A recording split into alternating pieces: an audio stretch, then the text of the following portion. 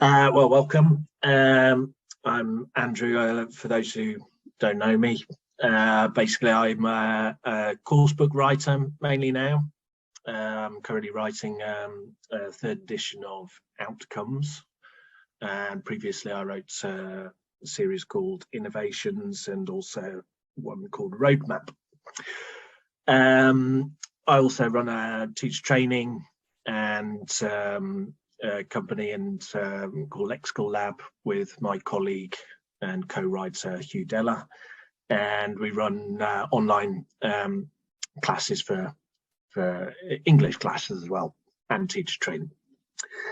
So today I'm talking about mediation, which basically came about in a way because mainly through my writing, to be honest, because I was writing a textbook and we produced this textbook, and suddenly there was this kind of thing, do we teach mediation in this textbook? And I was kind of like, well, it's not something we set out to teach. And then sometime later, I did actually come across somebody in a conference who said, oh, you're the people who wrote the book on mediation. So some marketing guru had taken place in between times and sorted it out for us. But basically, what mediation has come as a kind of term which has become current is through the Common European Framework, or the Common Framework, I think it's being rebranded as now. And for those who probably familiar with these kind of gradings, levels A1, A2, AB1, etc., it basically gives standardized ideas about what students should be able to do at these different levels. Now, in fact, the CFR as a book has many more pages, which is also talking about teaching, assessment and learning. And there's lots of information and kind of ideas that is driving this leveling, these ideas of levels. And in 2018, basically they introduced this new companion volume to the original, which was from the late 1990s, early 2000s. And in it, they kind of focused on this skill of mediation. Now, what is mediation? Well, I'm going to kind of give my take on it, because to be fair, or maybe to be unfair, I don't know, I find the CFR slightly not always as clear as it might be when kind of if you're reading. It's quite an academic text, and you know, there's some debate about the ideas we'll be seeing. So fundamentally, what it is, if you need mediation, it's because there's a lack of understanding or a difference in understanding between people. Okay, and as a result, you need a mediator, somebody who comes in and offers an explanation or the information, or they intend to improve the understanding of these people. So it could be a kind of conflict, but it could all be just you know, not knowing a word, as we'll have a look. The idea about this is that it should be neutral, though you know, I'm not sure that's always possible. You're not kind of giving your own opinions, I suppose, through the mediation, but I don't think this strictly works. Once you've done this kind of interaction, once you've provided this mediation, there's often a kind of, there'll be often a further interaction, because you might need to clarify, resolve your explanation. So maybe, you know, somebody doesn't understand what this term means, you explain it, there may be some further kind of discussion. And this is sometimes described in academic literature and within the CFR as co-construction of meaning. It's very common within task-based learning, if you're familiar with that as well. And the other idea of it is that it's generally a multi-party discussion. So usually there's, like, you know, on the most basic thing, we'd have a person who speaks French, a person who speaks English, they can't communicate. They need a translator, an interpreter, or a mediator in this case to help the communication take place. But it could be that the third person, if you like, is in a text. So you're reading some text. I don't understand it, so I need somebody to help me process what's going on in the text. So it's still kind of a three-way thing, but maybe the other person is not necessarily there. It's just in text. And then I think this is a very important part, which we'll come on to at the end when we come to think about testing and things like that. Is it's specific and it's real time. So basically, mediation happens when you need it. It's not something which is kind of forced in a sense. You're not kind of creating these situations in real life. Basically, I find I don't understand something, I ask for some help. I don't. We're having a discussion. We ask for some help. There's some kind of conflict. You ask for the help in those moments. So basically, it's kind of real time going on at that time.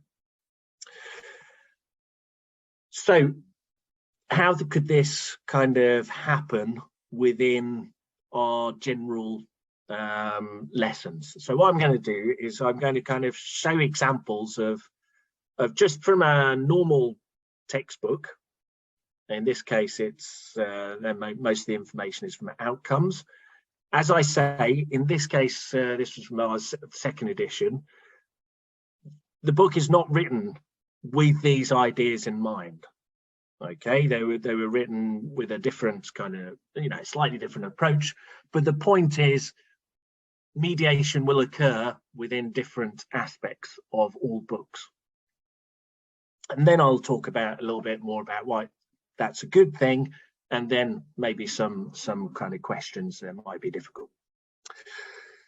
So basically, by practicing, essentially for mediation to happen, what we kind of need is meaningful communication. You're not going to get these kind of moments where you need an explanation if you are just, for example, reading out from a book or kind of just having an exchange where you're just repeating or trying to produce certain kinds of grammar or certain words. So what we kind of the fundamental of any kind of mediation or any the situation where mediation might come up is to have a task. Here in the CFR, they generally talk about having tasks as kind of problem solving or having some kind of outcome, but I don't think that's necessary. This one here is, as I say, it's just talking about two different courses you've done. It could be about your CELTA or diploma that you've just been done with Oxford House. They talk about it. That in itself, as I say, is not mediation. What happens is what happens during these kind of conversations, and these kind of things might happen. So what might happen is the student kind of goes, oh, I did a course in primeros auxilios, or nervaya meditskaya pomoc. Pomoc is Russian. They don't, basically, the student is trying to talk about meaningfully what they've done, and they find they don't have the words to explain it. So in these moments, what will happen? Well, basically, they might ask another student who perhaps speaks the same language, see if they can explain it, or they may be asking the teacher. But that is essentially a moment of mediation, where you are having forced into kind of helping somebody to translate their ideas. And basically, this is kind of things what teachers should be doing all the time. It is kind of part of our job. It doesn't have to be in the foreign language. It could be in English So if somebody says, oh, I did a master's in SSDM, well, most of us, does anybody know what SSDM is? I mean, to be honest, I've forgotten. my brother used to teach this. It's something like, I think it's systems, I can't remember what or both S's might mean, but it's systems and data management. So it's basically an interface between creating databases and negotiating, actually is kind of mediation itself, negotiating with your clients to work about how you produce the kind of systems that they need. It could be something simpler, as the students kind of says, it involved a lot of continual assessment. Well, we can imagine that, you know, one of the other students in the group might not know what continual assessment means. So again, we're forced then into a situation where we're going to explain, you know, what that is. Similarly, laid back or whatever. Similarly, we could imagine a conflict which needs to be resolved within this same task. Okay, these things may not happen, but they are potential and they may require mediation. So, you know, within this task, we're asking them to talk about the different courses they experience. Maybe they'll take the opportunity to go, God, this is the worst course I've ever done. Why are we doing this stupid exercise? I have nothing to say about it. We should be studying grammar. Now, obviously, within the group, there may be a different point of view. And therefore, what will need to maybe happen, there might be a discussion then which ensues about that, and you need somebody to kind of find some mediated ground. They're mediating both to explain the reason for doing the task, perhaps, but also to calm the situation. It may not happen. They might just happily talk about their things that they're doing. Similarly, you got a task like this.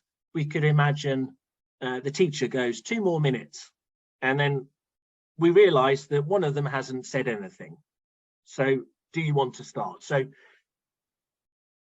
in this situation, what you're getting is the student one is essentially mediating, managing the discussion, which is part of this concept of mediating.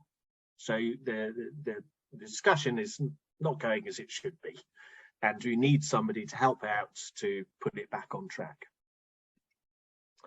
And it may be kind of clarifying, asking somebody to clarify. So we've seen that situation where the student talks about it. We might need one of the other students to kind of bring out what it is, and so to give examples, or with the systems management there. Now, these ideas are listed within the framework in terms of managing a discussion. So these are some of the kind of can-do statements which the CFR will talk about. So it can allocate a turn in discussion, inviting a participant to say something, can ask people to elaborate on specific points they made in the initial explanation, etc. And these are then described at different levels. So, you know, they may be, I'm not absolutely sure which ones these ones, I think they're each from a different level. So we can give simple, clear instructions, might be on a lower level. So these things can come up within any speaking activity, essentially. If we then want to encourage it, okay, there may be ideas that we want to encourage more of this to happen. Well, you could adapt that simple task that we had of just talking about a course which you've done by asking somebody to do an interpreting. So you get basically the A student talking in their mother tongue, the B2 student translates to C comments back into B, and the conversation basically all goes through this kind of interpreting process where you've got 3 people involved. Again, essentially any speaking task can be worked in that way. Now, obviously, if you've got multilingual classes, perhaps that's difficult. But, you know, in many multilingual classes, there'll be, you know, 2 people who share a language. And actually, in a sense, that might make this, a very real kind of task for them to do. Similarly, as I mentioned before, sometimes people argue that really for the mediation to take place, you need some kind of goal or outcome. I feel that's not actually necessary. I think it will come up in any situation. But you can see if you give them a goal, for example, deciding which is the most useful, which is the best value, etc., it's going to force students in some way to manage how the discussion takes place.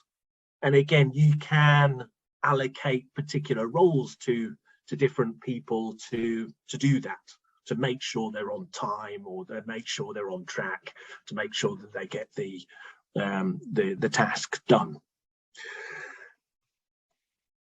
My point would be that these aren't essential. You know, they may encourage, but they're not essential for mediation to take place. They'll happen in all kinds of speaking tasks. Another area of mediation is the idea of relaying information. So, you know, you don't have a text. You want to find information about that text.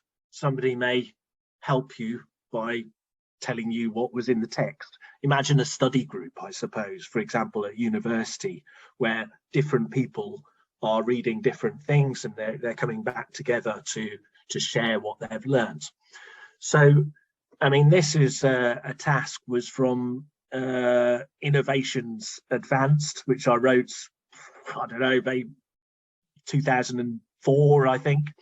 So it's an old task, but essentially it's an example of mediation, in the sense that rather than giving kind of comprehension tasks, what we're focused on is the sharing of this information. So people read different legal cases, and then they discuss based on the what they've read, what the appropriate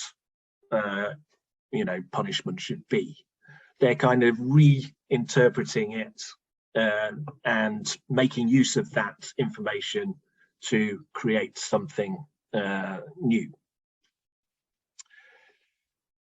I mean, on a very basic level, you could do with any text, is, you know, what do you understand about the text? Basically, this is a kind of mediation, will force some kind of mediation, because students will then sometimes talk about things that they didn't understand and need another person to help them process it. So in a way, it's moving away a little bit from those kind of comprehension tasks. But again, one could imagine if you're doing pair work of any comprehension task, we can imagine that there might be some kind of mediation taking place, because the students will help each other if they've got different answers, or they don't understand what the answer might be. Similarly, just another way of thinking about making use of text is thinking about who you might relay the information to, who you might talk about this text to, and that will get students thinking about, not that you're trying to say exactly what was in the text, but instead what you're doing is you're trying to think about what the other person needs. So you're editing what was in the text. You're thinking about who would this text be useful for, and what would you tell them about it.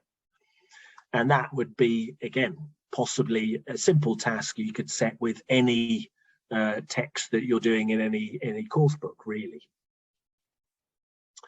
And then the last kind of example here would be thinking about here, in outcomes, what we have is quite a few of these type of exercises where we in a sense, it's like a filled gap fill. The students are given the words and they have to guess the meaning. Now, in the original, I think in the first edition, we asked students to translate these words and to come up with a translation. So actually, now we're coming back to the third edition, and mediation is becoming a more important thing. That is coming back, that you can either explain the meaning or try and think of an example in your own language. So we're getting students to thinking about interpreting for other people. Similarly, we often have these kinds of questions, which are kind of what I call they're concept checking questions in a sense. They're divergent in the sense that they're getting the students to explore how these words are used. But also what they're doing is kind of giving students models of how to explain words. Because if a student doesn't understand the word struggle and you want to develop that skill, the mediation skill, basically you could give a translation. That might be your first port of call, but if that's not open to you, the way you might want to explain it is, for example, saying what happens when you struggle, thinking about the opposite of struggling, giving these other words. And actually, these are quite good things for teachers to think about as well. These are questions which I often ask, whatever vocabulary exercise I'm doing. I'm thinking of these types of questions to ask. So, sorry, gone too far. Yeah, just the last one. I've gone a bit out of sync there. Sorry. But is linked again to this idea of relaying information and responding to text. But if you think about it again, you could take keywords in your which you've been teaching. In this case, it's the word sword plunged link. So it's from a lexical set about changes. And where the mediation would come in is you get the students to do a search term basically on the internet of these words, and then what you would do is then they would relate what they found in terms of the trends which are happening and express them. So again, the individual students are not all reading the same text. You're sharing this information, but it's a way to practice the key words. Now, the point about this is that I think there are some major positives about the idea of mediation, and having that in the background as an important thing for students to be doing and to be developing over time. And I think it's important because the first thing is that it situates learning in real usage. We will all be familiar with the things that we've just done, that you've had to explain some even outside of being teaching. Obviously, as teachers, we're doing it all the time, but in terms of our day-to-day life, you relate news stories to people who you think might be interested in that news story, and you say something about it and then have a discussion about it. You get people who don't understand what terms you are using, or we're watching all this thing about the debt crisis. We have people who might need to explain why it's happening. If we're in a foreign context, we're constantly having to interpret and translate ideas.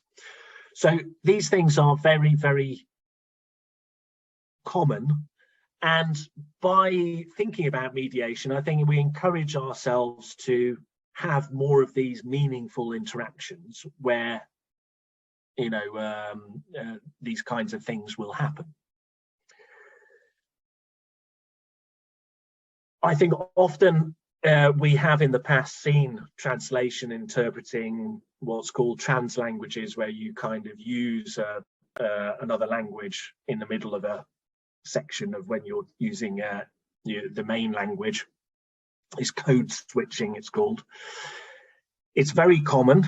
If anybody speaks a foreign language and has kind of relationships with other people who speak that same foreign language, you'll know that it happens if you share those things. You're constantly doing this kind of switching between languages or making use of them.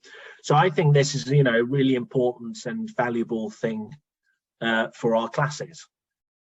I know that you've done stuff on translation here at Oxford House in these sections before, and I think, you know, it's still seen as something which is a little bit taboo, and I think it's a natural and sensible part of teaching and learning. And so, you know, the idea of mediation kind of encourages that.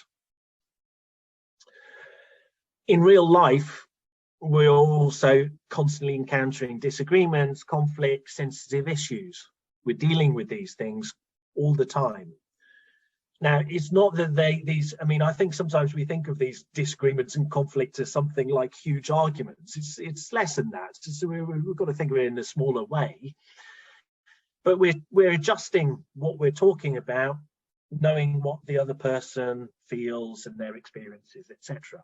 So I think those things are often discouraged again in many aspects of, certainly in writing materials.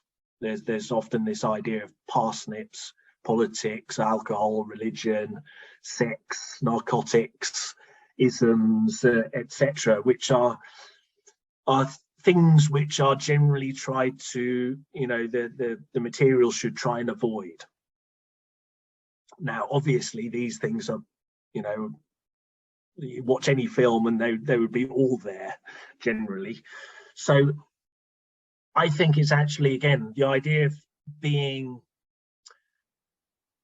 valuing the moment where these things happen and the mediation that takes place to solve them is a very good thing. And it might encourage us to maybe introduce a few more of these kind of topics which may kind of create some conflict or some division, or at least not be scared of disagreement and conflict and sensitive issues. Certainly, you know, last year when I was teaching online, we had a lot of Russian and Ukrainian students in our class, and it became a real and a very real thing. I mean, in a way that's an extreme, but it's a thing which is just, you know, these things are constantly imposing themselves on our lives. You know, if you've been through the COVID experience, of course, again, so often you could be having a conversation about art or something like that. COVID would seep its way in, and there might be some dispute about it, about whether there's, you know, we should be wearing masks or not. These kind of things happen all the time, and I think rather than running scared of them, the whole idea of mediation encourages us to embrace them as learning opportunities. And, you know, in that sense, also in real life, encounters are not organized by level. So, you know, there is no situation where I go in my, you know, if I've been learning Russian, I speak Spanish, the two levels are very different. If I spoke to a Russian person, there's no person there who's, you know, I can't stop everybody to be at elementary level that I'm going to interact with. That might be, you know, there are good reasons for doing that in a classroom, of having kind of closer levels in a way, maybe. But actually, if you look at things like visible learning by John Hattie, one of the which is a person who investigated what good learning is in mainstream education, one of the areas is peer teaching. And in a way, if through mixed levels, we're going to get more of that peer teaching. If you have mixed levels, we could, again, mediation can see it as a value. It could value that, because what's happening is you've got stronger students. Yes, they'll be able to say more. The weaker students may not understand everything the stronger students are saying, but then the stronger students then have to adapt to that. They have to explain what they've just learned or what they're saying, which can actually reinforce their own learning, I think, and make them more clear about what it is. Quite often what might happen is they think they know it, and then when they try to end up trying to explain it, they think, oh, maybe I don't quite know it as well as I do. And, you know, I think obviously for the weaker students, they're getting a benefit because they might get that mediation to help them. In a way, it's an extra mediation from the teacher. So the teacher explains something, but then maybe other students are explaining to them again. And that supports learning, I think. And then the last thing, I'm interested, I've always been interested in kind of lexical approaches and the value of vocabulary over grammar. And I think mediation also emphasizes that, because it's very unusual that the requirement of the mediator is to provide grammar. It's nearly always the explanation of a word, the providing of a word for a translation, an explanation of a concept which needs different, you know, as difficult vocabulary. Concepts essentially are vocabulary as far as I'm concerned, and then need kind of ways of explaining them. So what we as teachers and the students themselves, I think this is also something that we need to learn as teachers, is when communication breaks down within the classroom, or where you're hearing students having some kind of difficulty, almost always we need to be thinking about what is the whole of the meaningful thing that they're trying to say, and help them with that. And that to me is the vocabulary and lexis, which is going to do that, rather than you know, whether they've used adding a third person s or getting the present perfect, etc. And then in terms of text, there's a benefit in terms of we're seeing the text as a source, as a contribution to the conversations and the way the readers respond to it, rather than thinking it as just some kind of thing which is to be learned or comprehended. It's changing the way we interact with text, which again I think is the more natural way of doing it. You know, normally we read something, we tell somebody about it, we respond to it. And so we're kind of moving away from this, focusing on what the material contains, what doesn't contain. Is it interesting or is it boring? And more on the interactions between the students and the material, between the teacher and the students. And that, again, I think will create a kind of more dynamic classroom. I think you'll find it basically encourages more interactions.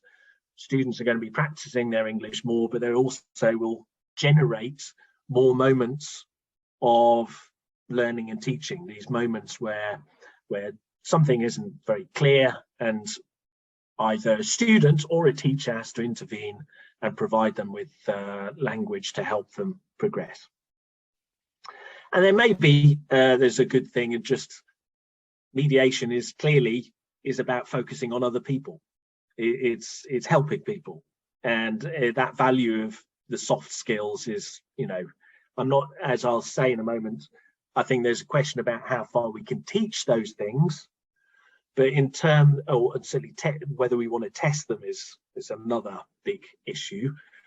But they are, you know, to be valued. And from that point of view, maybe somebody who's maybe struggling perhaps may have those skills and can be valued. So hopefully you'll have an idea of what mediation is and how it can provide lots of positive moments in the classroom and create learning opportunities, if you like. But I think there are some issues that I have around it, and it's mainly about the idea of the interpretation that is taken sometimes from publishers, particularly in my context, sometimes by teachers, and also whether it can really be tested, which I think is happening in some contexts, and I don't know. I'm a bit unclear about how it happens and whether it works. My basic idea is we want to encourage it. It's a thing of value, but we don't want to be too hung up about whether we're teaching or testing it. And these are the kind of reasons I think that make it a little bit more complicated, and sometimes which have created confusion. The first thing is, where does one skill, reading, listening, speaking, writing maybe, but particularly the reading, listening, speaking, where does that start and mediation begin? Where does that end and when does mediation begin? Because basically mediation requires all of those things. And similarly, how do you assign failure or success? And who is, if we want to test it, if you want to test it and you want to kind of teach it as a kind of thing to progress, in a way you need to be able to identify when there's a failure has happened and what success looks like. And if those things are difficult, then I wonder if it's how possible it is to teach. And interestingly, if you look at the CFR, the things they say, not just the lists of can-do statements, they're aware of it. So mediation, this is from the thing, mediation is increasingly seen as part of all learning, but especially of all language learning. So if it's part of everything, how do we identify what is the mediation, what's not? And similarly, if you look at the mediation descriptors, you've got things like managing interaction, facilitating interaction, encouraging conceptual talk.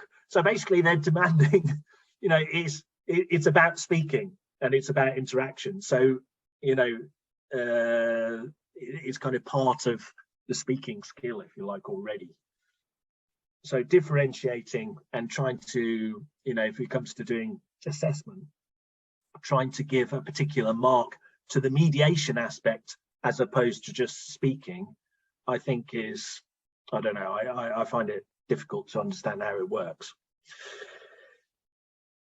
Sometimes the interpretation, I think, is part of the problem.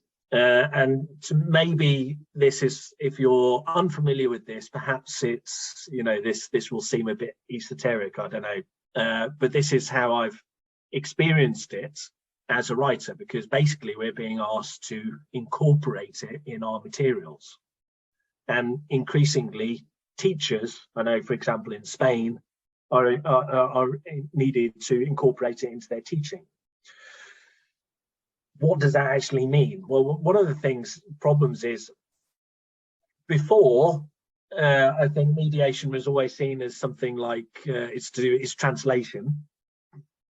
Now, I know from my experience in Spain, it's like sometimes they still don't want to have translation. They only want to focus on this kind of what they call intra language mediation. In other words, the explaining of the SSDM example I gave earlier. It should be neither extreme. It's both of these things.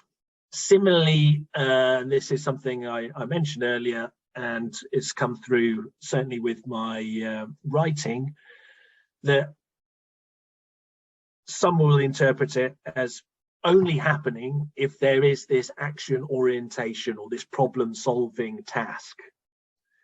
But I would say that, as I hope I've kind of shown you at the beginning there, that any speaking could potentially give rise to moments of mediation. Yes, the problem solving or these kind of tasks, kind of outcome driven tasks, may force a little bit more interaction, managing discussion, etc. But they're not necessary.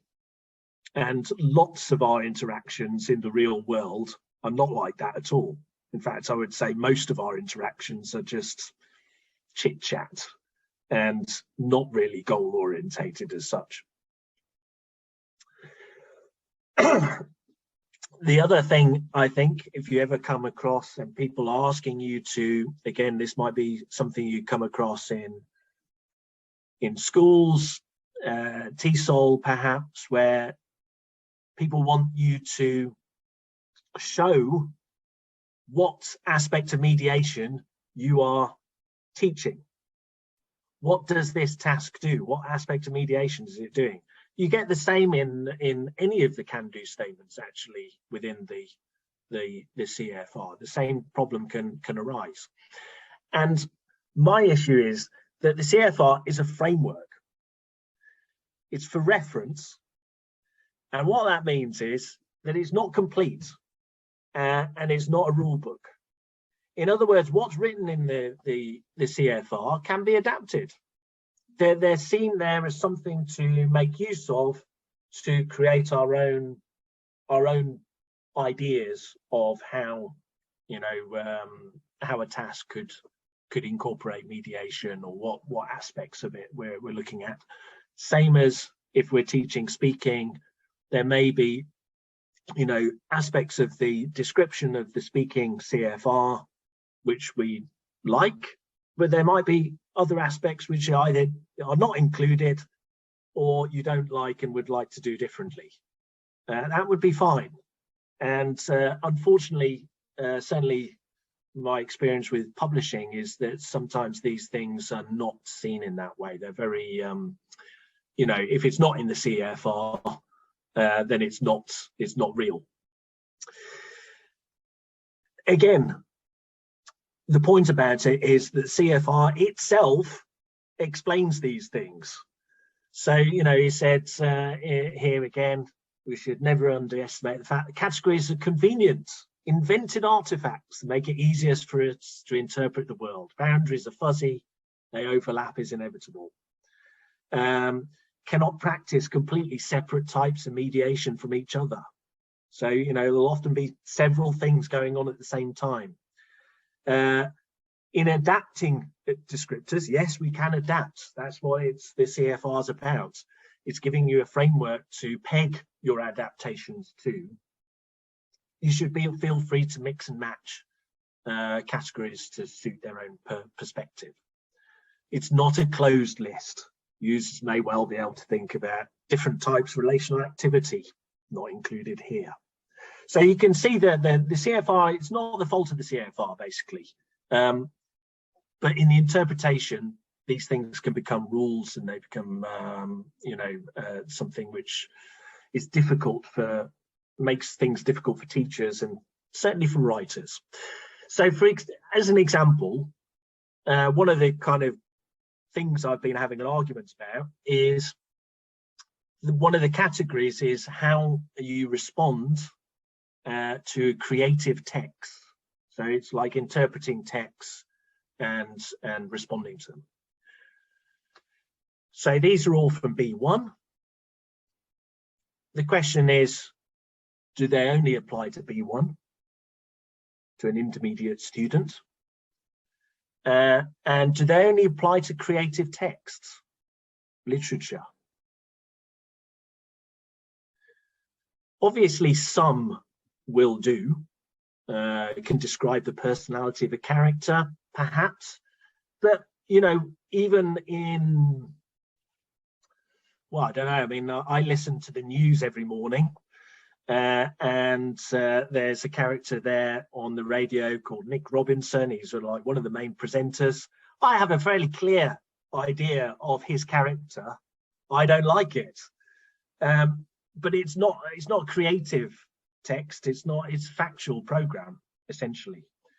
Similarly, you know, if you think about the text that we looked at before in terms of like talking about law, we can have a view on a news story.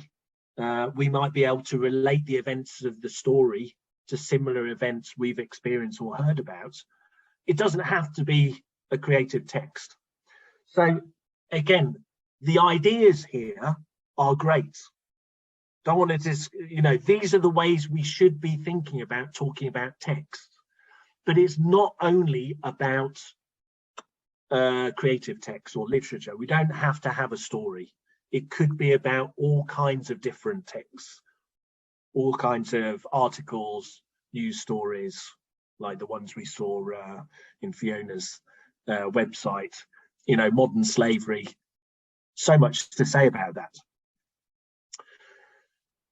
And again, the CFR makes this clear and is something that, you know, we should be recognise that the specific levels should not be seen as exclusive or mandatory. They appear at the first level. The user most likely to be able to do them, but we could imagine even at an elementary level, a student could express how they feel about a character. I don't like him, or I know like him, or I know like. These are responses to the text. I mean, they're not, you know, things which only happen at B1.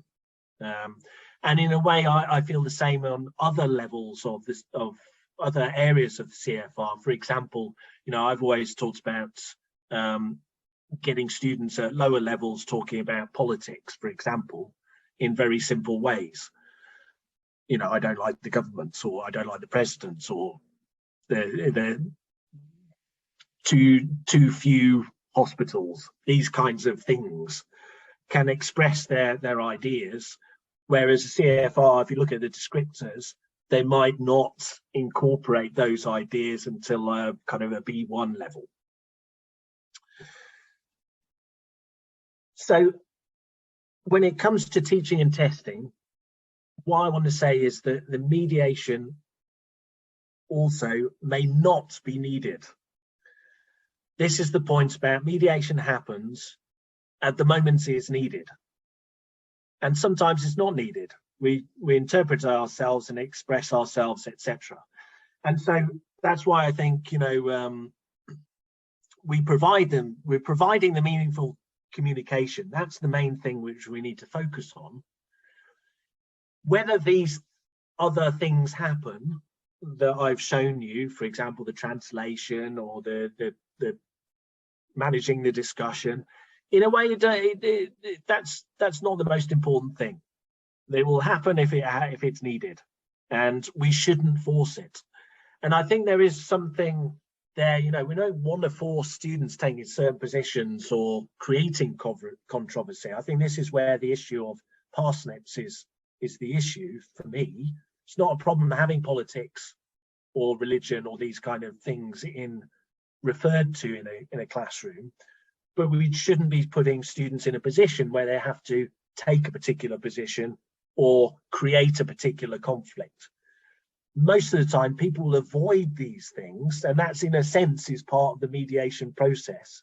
And then when they happen, well, we help the students by providing them with language to help them negotiate those in those moments. similarly, students organize. I mean, people, it's like note taking. I'm not convinced that you can teach note taking as such, in the sense that people have different ways of doing things. So they might have a different way of organizing a discussion than you have. They might have a better way than you have. So we shouldn't be forcing it on them. And, in terms of assessments, that's where I've started worry. I worry if you do an assessment, because if it doesn't occur, how do you assign a mark to it? And so there's it's difficult. And then if you're trying to differentiate between a B1 level of mediation and a A2 level of mediation, how do you do that? It's quite, I don't know. I find that difficult to understand, I have to say.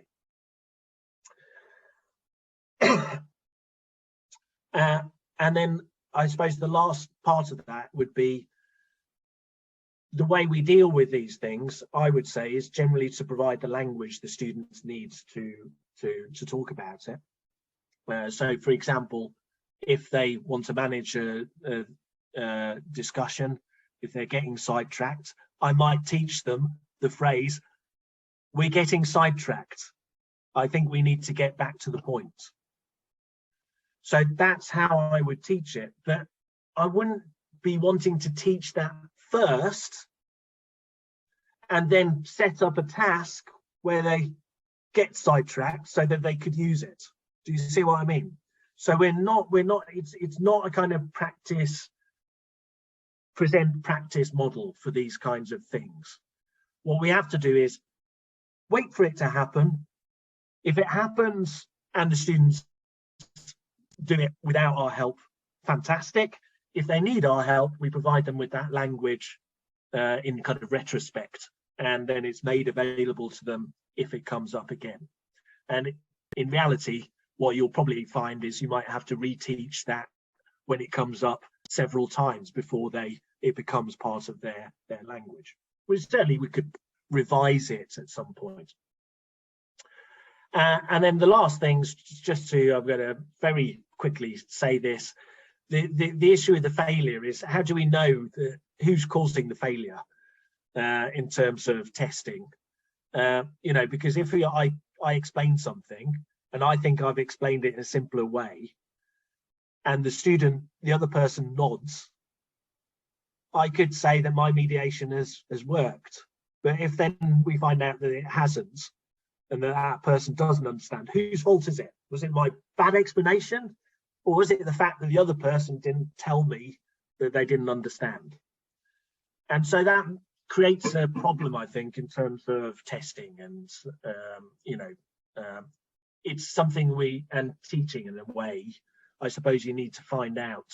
You need to have some kind of discussion about it afterwards. So maybe some kind of discussion about how things went after a task is useful. I'm going to leave that as a summary. It's good.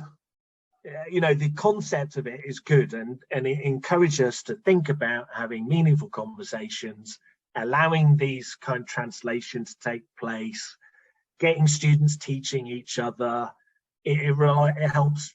It encourages us to have these moments of conflict and not see them as something to worry about, but as teaching opportunities. And when we do that, what I would say is stay focused on the language. So in response, what the students need is the phrase to help them to do this, or the word which they couldn't say in, they only knew in their own language, or the word that they couldn't explain, the explanation they couldn't give. We need to be responsive to the needs. So we set the tasks, we do the tasks rather than kind of predicting everything. We can think about what might come up beforehand. That's a useful thing to do, but don't pre-teach it, I think. Be responsive to what actually happens. And not only prepare in that way. And then the last thing I was thinking is just to treat it as an ongoing and long-term complex skill. The thing I missed there is the fact that, in terms of, mediation is is something cognitive which some people have, and maybe some don't have, some have more than others. It's a bit unclear whether, you know, how far you can teach it really.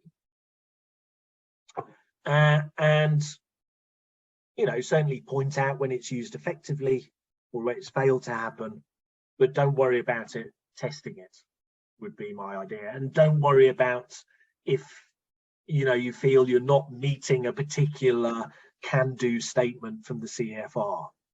You know, the idea is just to provide those moments and allow it to happen rather than doing it.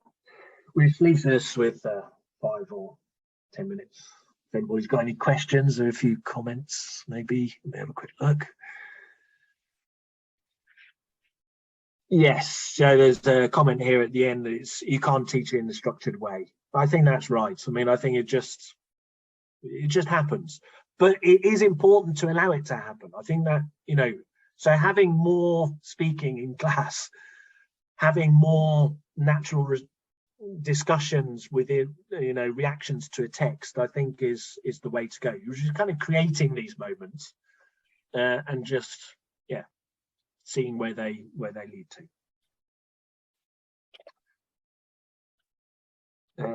Any other comments? If I could just quickly chime in, Andrew. Yesterday, yeah. I was able to sit in on one of our classes, and the instructor had a fantastic example of mediating a kind of an interesting situation of paid time off or family leave for when somebody has a child. And we had a really diverse mix of students from all over the world, and it never became heated, but there definitely was a lot of, you know, constructive and very interesting discussion back and forth, you know, the different opinions. And to your point, the teacher did a great job of sort of helping facilitate the language along the way. So talking about, you know, we call it paid family leave, right? So, but other people, they may not know that or something, right? So it was, you know, I think what you touched on was excellent. Exactly. Yeah, exactly. And you know, from that point of view, I mean, I've always thought politics is everywhere. I mean, I really found that, as I said, with the COVID, that it kind of, you know, just having any kind of conversation, whether you've got it, whether you've had it, you know, often brought up these kind of discussions, you know, and we're very generative of lots of language. It was quite, you know, quite interesting. New message. Yeah, the text as the third person. Yeah, as the mediator. So, you know, we've got away from this idea of just kind of giving a text and see what you think. I actually missed out a slide there. I'll send the slides before, but a task that we set with our online groups, which was just to take a topic of you know, it was a general topic. We looked at TED Talks on those topics. I could think of Fiona's news one, or the listening one. You could do a similar kind of thing. And then we set them a task of basically saying, you know, what was summarizing more or less what was the most important thing about it, and then formulating some kind of questions that they would want the other person to engage with as part of that task. You know, it's getting those, thinking of the text as just as a springboard much more than always about the content for language. Any other thoughts or comments? Missed anything? Thank you for those who did. There's a comment here from Sam.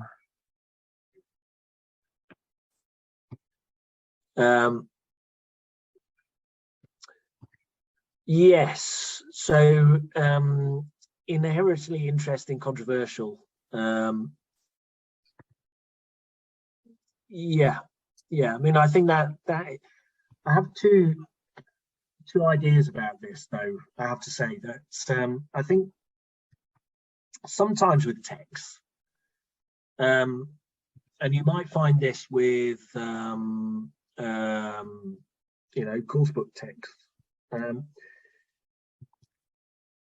One issue I think sometimes can be when you have a text which is controversial, set up as being controversial, then I think we might need to be a little bit careful, because this is the situation where we might force students into taking particular positions.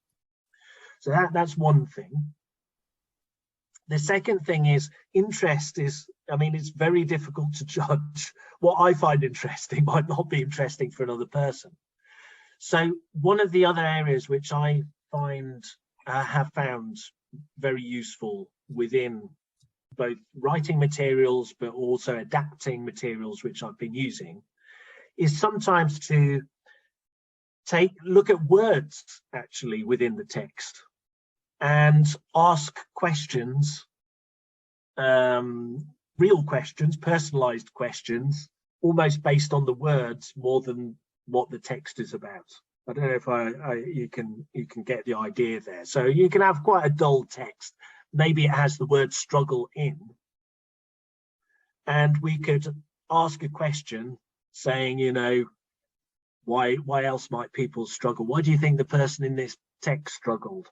Have you ever been in a similar situation, or have you struggled in anything? And those kinds of questions can, even though the text could be quite dull, that can draw out these kind of discussions, and then through that, because they're more meaningful, the mediation aspects will appear as well.